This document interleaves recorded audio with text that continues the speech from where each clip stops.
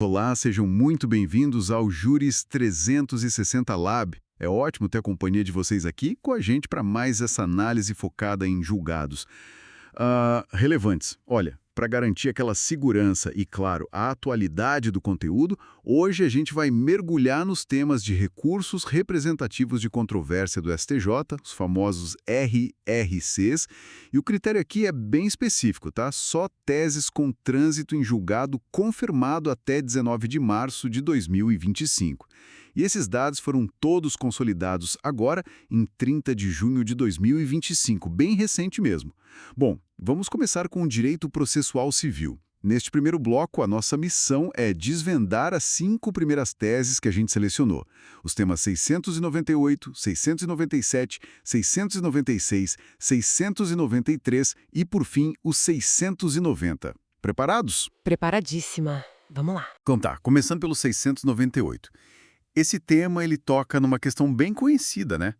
Aqueles embargos de declaração que às vezes parecem ser usados só para preencher o requisito do pré-questionamento para poder levar a coisa para o STJ.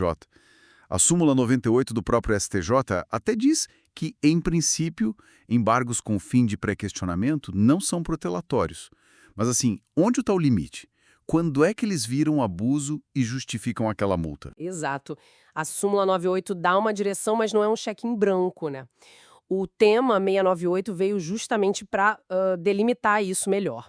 A tese que o STJ firmou é a seguinte: esses embargos vão ser sim considerados protelatórios, e aí cabe multa, se o objetivo real for rediscutir a matéria, aquilo que o tribunal de origem já analisou, já decidiu, e isso fica ainda mais evidente se a decisão do tribunal local já estiver, digamos, alinhada com súmulas do próprio STJ ou do STF, ou com aqueles precedentes julgados em repetitivos, né, do antigo 543C. Ou seja, usar embargos só para insistir numa tecla que já está batida, que já está pacificada, só para dizer que prequestionou, bom, aí o STJ entende que é protelatório e pode aplicar multa. É um recado claro sobre usar o recurso de forma leal, né? Perfeito. Faz todo sentido colocar um freio no uso, digamos, um pouco excessivo dos recursos. Ok, seguindo nessa linha, vamos para o tema 697. Esse é bem prático mesmo. Agravo de instrumento. A pessoa foi lá, interpôs o agravo, mas esqueceu de juntar a cópia da certidão de intimação da decisão que está sendo agravada. E aí? Isso já impede o conhecimento do recurso de cara? Então, essa decisão do tema 697 trouxe um respiro, uma flexibilidade. A tese diz que não necessariamente. Se for possível checar a tempestividade do recurso, quer dizer, verificar se ele foi apresentado no prazo certo, por outros meios que estejam claros ali nos autos, a falta daquela certidão específica não é um obstáculo fatal. Principalmente hoje com o processo eletrônico, né, onde tudo fica registrado. Aplica-se o princípio da instrumentalidade das formas. O que importa mesmo é comprovar que o prazo foi cumprido. A forma como se comprova pode variar. Interessante essa visão, né? A finalidade, o cumprimento do prazo, se sobrepondo à forma, aquela exigência específica do documento. Bom, mudando um pouquinho de assunto, mas ainda em processo, vamos para a execução fiscal, tema 696. Aqui a gente tem aquela lei 12.514, de 2011, ela criou um piso, um valor mínimo, para que os conselhos profissionais pudessem executar as anuidades. O valor tinha que ser, no mínimo, o equivalente a 4 anuidades, né? A grande dúvida que surgiu foi, essa regra do valor mínimo, ela se aplica também para aquelas execuções que já estavam rolando antes da lei entrar em vigor? Olha, nesse ponto, o STJ foi bem direto, sem rodeios. A tese fixada no tema 696 é cristalina. Essa regra do artigo 8 da Lei 12.514, do valor mínimo, ela é inaplicável. Não se aplica às execuções fiscais que foram propostas antes da lei começar a valer. Esse limite mínimo ele só funciona como condição para ajuizar novas ações a partir da vigência da lei. As execuções que já estavam em andamento, essas continuam, não importa o valor. Isso trouxe uma segurança jurídica importante, né, para as ações em curso. Entendido. Uma linha de corte temporal bem clara aí. E falando em regras que mudam e como elas se aplicam, isso nos leva a outra questão fundamental: competência, onde o processo deve tramitar. O tema 693 trata justamente disso em ações contra a Refer, que é a Fundação de Previdência Privada lá dos ferroviários. A gente lembra que a RFSA, a Rede Ferroviária Federal, que criou a REFER, foi extinta, e a União entrou como sucessora. A pergunta era, essa sucessão pela União não levaria a competência para a Justiça Federal? É uma dúvida legítima, poderia parecer que sim, mas o entendimento que prevaleceu no STJ foi manter a competência na Justiça Estadual. O ponto-chave, segundo o tribunal, foi a natureza da disputa. O que se discute nessas ações são obrigações contratuais de um plano de previdência privada complementar. É uma relação de direito privado. Mesmo que a União tenha entrado como sucessora da RFSA, o núcleo da questão continua sendo contratual, previdenciário privado. E isso, tradicionalmente, atrai a competência da Justiça Estadual. Não se viu ali um interesse federal direto que justificasse levar para a Justiça Federal. Certo.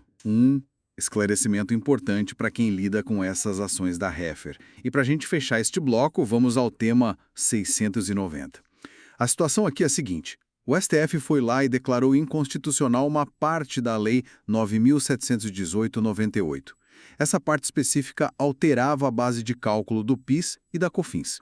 A pergunta para o STJ foi, essa decisão do Supremo, por si só, já invalida automaticamente a certidão de dívida ativa, a CDA, que foi emitida com base nessa lei? O juiz da execução fiscal pode pegar e extinguir o processo de ofício só por causa disso? E a resposta do STJ no tema 969 foi um não bem claro. A declaração de inconstitucionalidade pelo STF, por mais importante que seja, ela não derruba automaticamente a presunção de certeza e liquidez que a CDA tem. Então, o juiz não pode, de ofício, só olhando para a decisão do STF, extinguir a execução fiscal.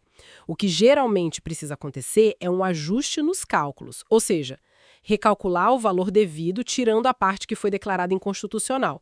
Mas a CDA, como título executivo, continua válida para dar base à execução. Ela pode precisar de um ajuste, mas não perde a validade automaticamente. Isso acaba reforçando a força da CDA e, de certa forma, coloca o ônus no contribuinte de ir lá e impugnar o cálculo, demonstrar o excesso, né? Perfeito, excelente resumo. Exploramos hoje, então, essas 5 primeiras teses de direito processual civil, todas decididas pelo STJ em repetitivos. São pontos que, com certeza, têm um impacto direto no dia a dia da advocacia e do judiciário. Muito bom. A gente se vê, então, no próximo bloco para continuar essa análise. Olá! Vamos começar mais um bloco aqui, continuando nossa conversa sobre as teses do STJ em repetitivos, né? Aquelas que, bom, uniformizam as decisões. Hoje a gente separou 5 temas de direito processual civil para analisar mais a fundo. Vamos lá, começando pelo tema 686. Foi julgado lá em 2014, né? A discussão era se precisava chamar a União para o processo, sabe? Naquelas ações contra Estado, município, pedindo remédio, tratamento. Coisa do artigo 77 do CPC antigo. O que o STJ definiu sobre isso e por quê, né? Então, a decisão do STJ foi bem pragmática, eu diria. Ficou definido que esse chamamento da União, que é uma intervenção de terceiro, não é obrigatório, e a lógica por trás é importante. Exigir que a União sempre entrasse no processo poderia criar mais um passo, mais demora, sabe? E isso ia dificultar para o cidadão conseguir rápido o tratamento de saúde, que é um direito fundamental. Ah, entendi. Basicamente, eles priorizaram fazer o direito à saúde valer mais rápido do que, digamos, uma formalidade processual que é atrasar tudo. Faz todo sentido, né? Saúde tem urgência. Bom, saindo da saúde e pulando para o meio ambiente, temos o tema 680, também de 2014. Esse é interessante.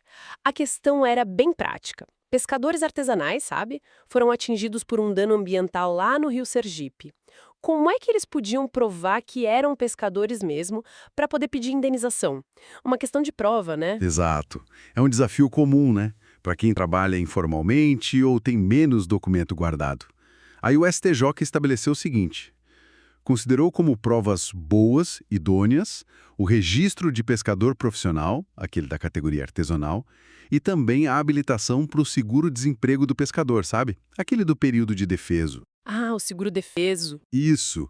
Mas, atenção, A tese diz que esses documentos têm que vir junto com outras coisas, outras provas que convençam o juiz que a pessoa realmente pescava ali na área atingida. Entendi. Não é tipo só mostrar o papel e pronto, mas já ajuda bastante, dá um norte importante. Certo, reconhece a realidade deles, mas ainda pede uma prova mais completa. Bom, agora vamos pegar um trio de temas julgados no mesmo dia, lá em 2015. 676, 675 e 674. Todos eles falam de custas processuais, né, na hora de se defender de uma cobrança, tipo na impugnação ao cumprimento de sentença ou nos embargos à execução. O que acontece se a pessoa não paga essas custas no prazo certo? Vamos desempacotar isso aí, começando pelo 676. Vamos lá. Esse trio mostra bem como o momento do pagamento das custas muda tudo.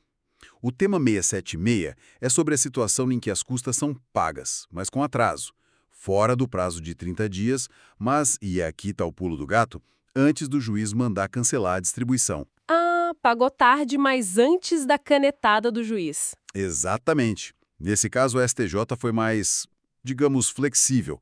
Entenderam que se o pagamento for comprovado no processo antes dessa ordem de cancelamento, a distribuição vale.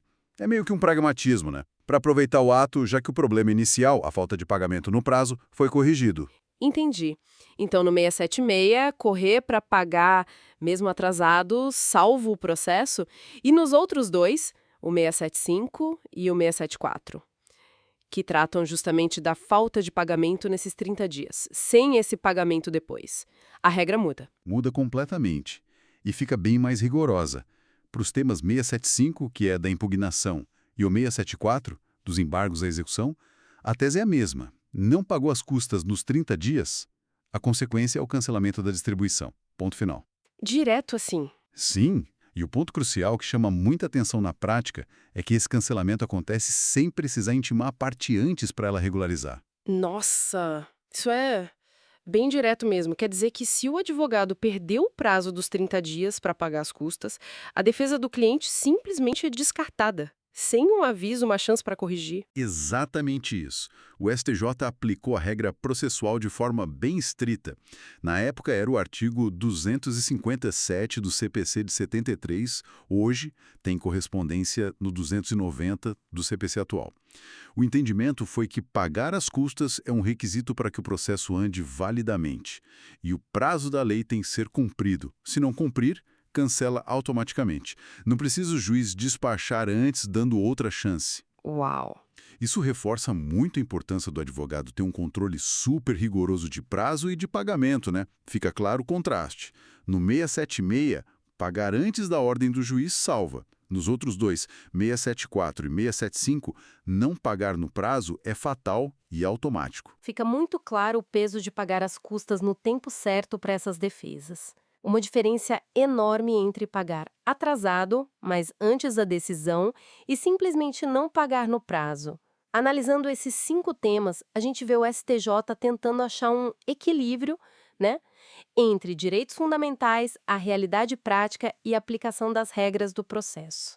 Bom, fechamos aqui este bloco de análise. Nos veremos no próximo bloco, continuando nossa exploração das teses do STJ. Curtiu? Deixe seu like e se inscreva no canal. Até lá! Olá, estamos de volta, continuando nossa conversa sobre as teses de recursos repetitivos do STJ em processo civil. Isso aí, dando sequência ao que a gente já viu. Hoje o foco é nas teses 673, 672, 671, 670 e 667. Vamos mergulhar nesses julgados. Perfeito. São temas bem práticos, né? Especialmente ali na fase de cumprimento de sentença, que é onde a coisa acontece de verdade para o credor. Exato. Vamos começar pela 673, então. Ela fala da impugnação por excesso de execução. Aquela história, o devedor acha que estão cobrando a mais. Sim. E a dúvida era, precisa já dizer qual o valor certo logo de cara na petição? E a resposta do STJ foi bem clara. Sim, precisa. É indispensável. A tese diz que tem que apontar o valor que se considera correto, a tal parcela incontroversa e, mais importante, tem que mostrar onde está o erro no cálculo do credor. Não basta só dizer tá errado. E se não fizer isso, aí a consequência é pesada. A impugnação é rejeitada de cara, liminarmente. E olha, sem chance de mandar corrigir depois, tá? Nossa, direta, assim. É. A ideia é evitar aquelas impugnações genéricas, sabe? Para forçar uma discussão mais objetiva desde o começo e não atrasar o processo. Entendi. É uma exigência de precisão imediata. Faz sentido para agilizar. Bom, vamos para a tese 672, honorários periciais. Certo? E se o credor, quem tem direito a receber, é beneficiário da justiça gratuita e precisa de perícia para calcular o valor? Quem paga essa conta? Cai para o réu. Então, aqui o STJ buscou uma saída mais, digamos, prática. A tese diz que, nesse caso, se o credor tem gratuidade, os cálculos podem ser feitos pela contadoria do próprio juízo. Ah, pela contadoria judicial. Isso, quando for possível, claro. Assim, não onera diretamente o devedor com esse custo da perícia contábil específica, pelo menos não nessa fase. É um jeito de equilibrar, né? Garantir o acesso à justiça para quem precisa e não jogar a conta para o outro lado sem necessidade imediata. Faz sentido. Usar a estrutura do próprio judiciário. E a tese 671, ela continua nesse tema de honorários, né? Mas numa situação um pouco diferente. Exato. É quando a liquidação da sentença já começa com os cálculos feitos pelo próprio credor, aí o juízo, mesmo assim, acha que precisa de uma perícia. De ofício, talvez. Quem tem que adiantar o dinheiro para o perito? Olha, a lógica aqui foi pensar em quem deu causa, digamos assim, àquela necessidade de verificação. A tese firmou que, nessa situação, não dá para simplesmente transferir para o devedor, o executado, o ônus de pagar adiantados honorários do perito. Se foi o credor, o exequente, quem apresentou os cálculos iniciais, é ele quem tem que bancar inicialmente o custo dessa perícia que vai verificar ou refazer esses cálculos dele. A responsabilidade meio que acompanha quem apresentou a conta, entende? Entendi. Parece seguir uma linha de quem inicia ou contesta um cálculo específico arca com os custos daquela etapa. Certo. Mudando um pouco. Tese 670. Essa é sobre juros sobre capital próprio, JCP ou dividendos. Ah, sim. Tema importante. Pode incluir isso na execução se não estava previsto lá na sentença, no título executivo? Não. A resposta do STJ foi bem taxativa. Não pode. Eles reforçaram muito o princípio da fidelidade ao título executivo. O que foi decidido, está decidido. Exatamente. A execução tem que seguir à risca o que está na sentença que transitou em julgado. Se a sentença não mandou pagar JCP ou dividendos, não dá para incluir isso depois, lá na frente, na hora de cumprir a sentença. Tem a ver com segurança jurídica, coisa julgada. Claro, não dá para reabrir a discussão na execução. Perfeito. E para a gente fechar este bloco, a tese 667. Dispensa da liquidação em casos de complementação de ações. Isso, aquelas ações contra empresas de telefonia, por exemplo, né? Bem comuns. Isso mesmo, a discussão sobre o número certo de ações a entregar. Precisa sempre ter uma fase separada, uma liquidação autônoma só para calcular isso? Então, o STJ entendeu que, via de regra, não precisa. A tese 667 diz que o cumprimento de sentença, nesses casos, geralmente dispensa essa fase autônoma de liquidação. Ah, que interessante. E por quê? Porque muitas vezes, para determinar o número de ações ou o valor delas, basta fazer cálculos aritméticos simples, usando critérios que já estão na própria sentença ou dados públicos, como cotação da bolsa, sabe? Isso acaba simplificando muito o caminho, torna a satisfação do direito mais rápida, mais direta. É um passo em direção à eficiência processual, então. Eliminar etapas que não agregam tanta complexidade.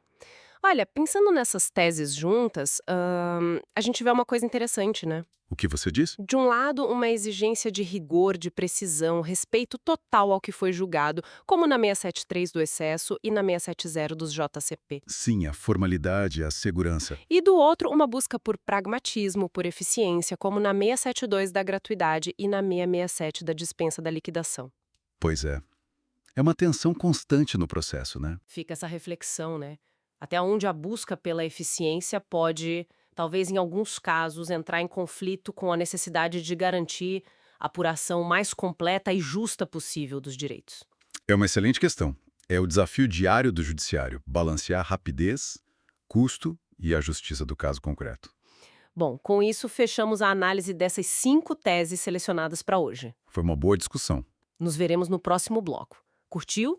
Deixa o like e inscreva-se. Olá, estamos de volta, continuando nossa análise, que é bem extensa, né?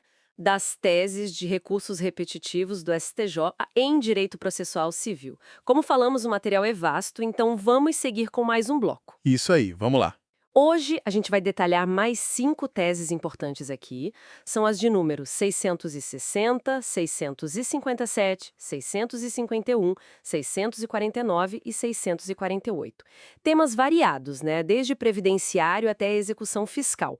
Vamos começar então pela tese 660. Vamos. Essa tese trata da necessidade ou não de fazer um pedido administrativo para o INSS antes de entrar com a ação na justiça para pedir um benefício previdenciário. Muita gente ia direto para a justiça, né? E assim, bastante. E essa tese 660 veio para alinhar com o que o Supremo já tinha decidido, sabe?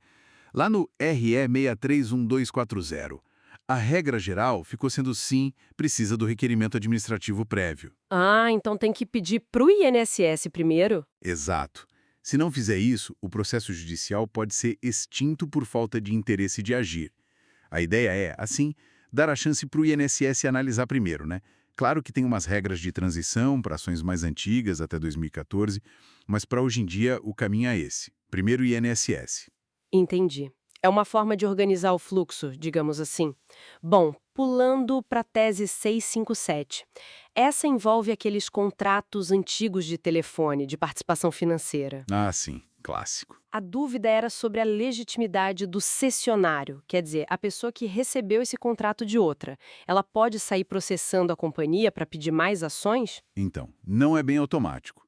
A tese 657 disse que o cessionário só tem legitimidade, só pode processar se no documento da cessão, tipo no papel que transferiu o contrato para ele, se ali estiver escrito de forma clara ou até implícita que ele também recebeu o direito de pedir essas ações.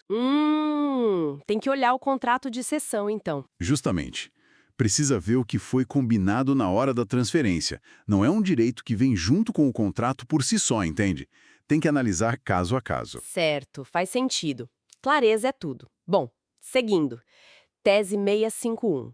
Essa aqui é um detalhe processual que envolve a Fazenda Nacional. Sim. Ela tem aquela prerrogativa de intimação pessoal, né? Muitas vezes com a vista dos autos.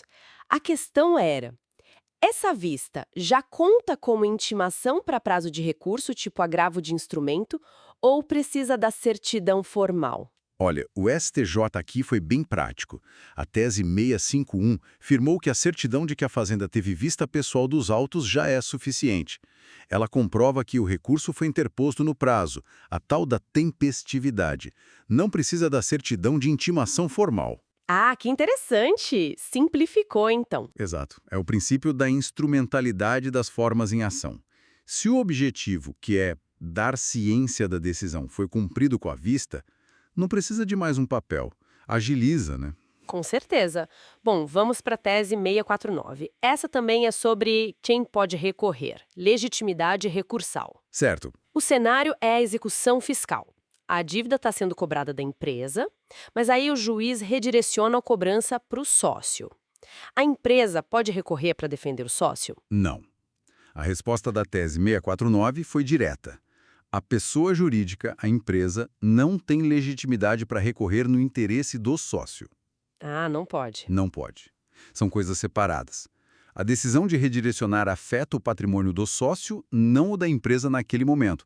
Quem tem que recorrer é o próprio sócio, que foi atingido pela decisão. Claríssimo. Cada um no seu quadrado, né? Basicamente isso. E para fechar este bloco, a tese 648.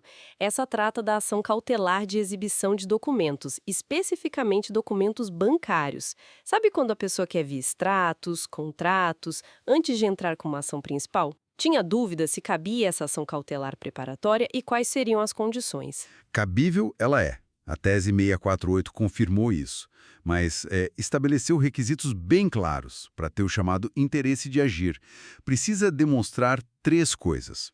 Primeiro, que existe mesmo uma relação jurídica entre o cliente e o banco.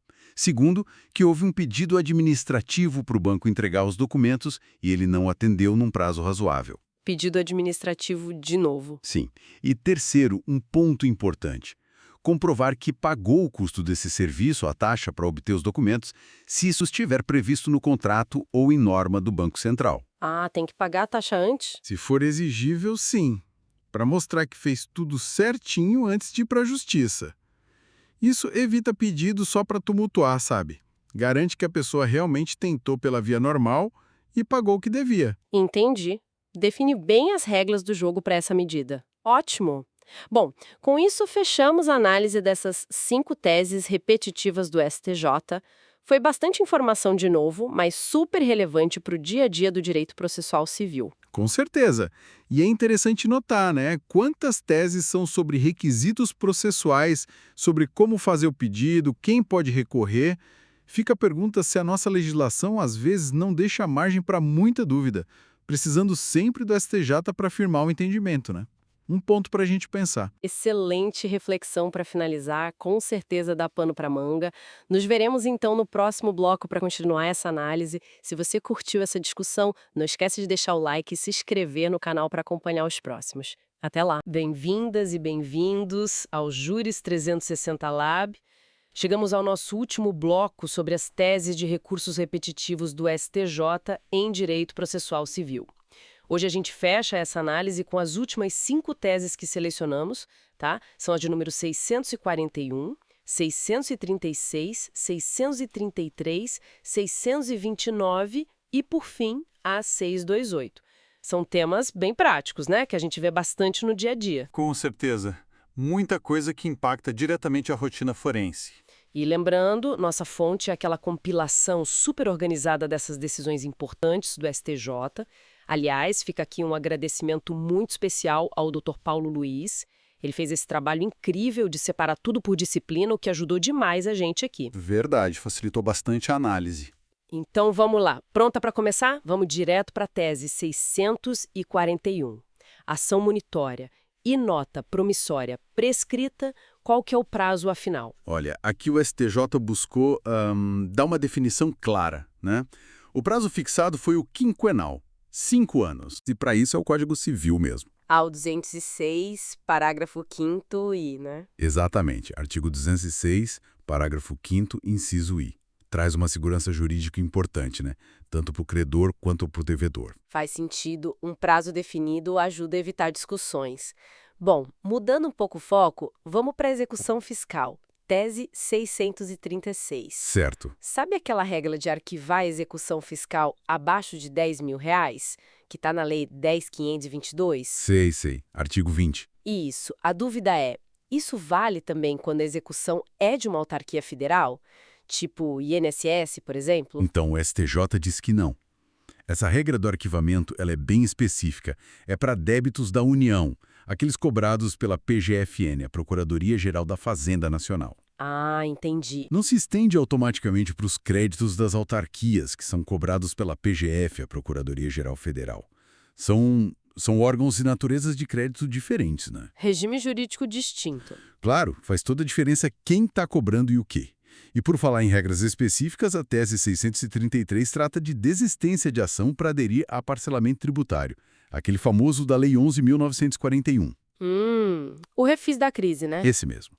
A questão é, quem desiste fica dispensado de pagar honorários advocatícios? Olha, depende. O ponto-chave é o que se discutia na ação que foi extinta, sabe? Como assim? A dispensa dos honorários, que está lá no artigo 6º, parágrafo 1º dessa lei, ela só vale mesmo se a ação tinha um objetivo muito específico. Que seria? Ou restabelecer a opção por um outro parcelamento antigo, ou pedir para ser reincluído nele. Só nesses casos. Ah, então não é para qualquer desistência para aderir ao novo. Não. Nos outros casos, se a ação discutia outra coisa, mesmo que a pessoa desista para entrar no parcelamento novo, aí vale a regra geral do CPC. Quem desiste paga os honorários da outra parte. O princípio da causalidade, né? Que já vinha do CPC de 73. Entendi. É um benefício bem direcionado mesmo. Bom, agora a tese 629 leva a gente para o direito previdenciário rural. Certo. O que acontece se alguém entra com pedido de benefício rural, mas a petição inicial não vem com aquela prova mínima da atividade rural recente que a lei exige? Nesse caso, o STJ entendeu que falta um pressuposto processual. Um pressuposto para desenvolver o processo validamente. Sem essa prova inicial mínima, que a lei de benefícios exige, né? Sim. A petição acaba sendo considerada inepta naquele ponto específico. A consequência é processual, extinção do processo, mas sem julgar o mérito. Ah, importante isso. Sem julgamento de mérito. Exato. Com base na falta desse pressuposto. O que é crucial aqui é que isso não impede a pessoa de entrar com a ação de novo, tá? Se ela conseguir reunir as provas necessárias depois, pode ajuizar novamente. A porta não fecha de vez para o direito material dela. Ótima clareza. Extingue o processo, mas preserva a chance de tentar de novo com as provas certas. E para a gente fechar, tese 628. Voltamos para a ação monitória, só que agora com cheque prescrito. Isso. A lógica do prazo é parecida com a da nota promissória, lá da tese 641. Exatamente. A linha de raciocínio do STJ foi a mesma. Para a monitória com cheque prescrito, o prazo também é quinquenal, 5 anos. Ok. A única diferença, assim, prática, é o marco inicial da contagem. Que no cheque é. Começa a contar no dia seguinte à data de emissão que está no próprio cheque. De novo, a ideia é ter um prazo razoável e uniforme para essas situações de cobrança pós-prescrição executiva. Perfeito. Então, fechamos essa análise das 5 últimas teses de processo civil. Falamos de prazo de monitória para nota e cheque, execução fiscal de autarquia, honorários em desistência para parcelamento e prova em ação previdenciária. Ufa! Bastante coisa, né? O que fica muito claro é esse esforço do STJ em trazer uniformidade para questões processuais super comuns, que afetam muito a advocacia no dia a dia. Definir prazo, condição, isso é essencial para a segurança jurídica, né? Para a gestão dos processos. Sem dúvida nenhuma. Bom, esperamos que essa nossa conversa tenha sido útil, tenha trazido alguma luz sobre esses pontos e se o conteúdo ajudou de alguma forma, considere se inscrever aqui no canal Juris 360 Lab e deixar o seu like, ajuda a gente a continuar produzindo. Isso aí! Reiteramos nosso muito obrigada ao Dr. Paulo Luiz pela organização desse material excelente. Obrigada pela companhia de todas e todos e fica a reflexão. Com base nessas teses, nessas diretrizes do STJ, como a gente pode, talvez, refinar nossas estratégias no processo para sermos mais eficientes, mais assertivos? Uma boa pergunta para pensar. Até a próxima!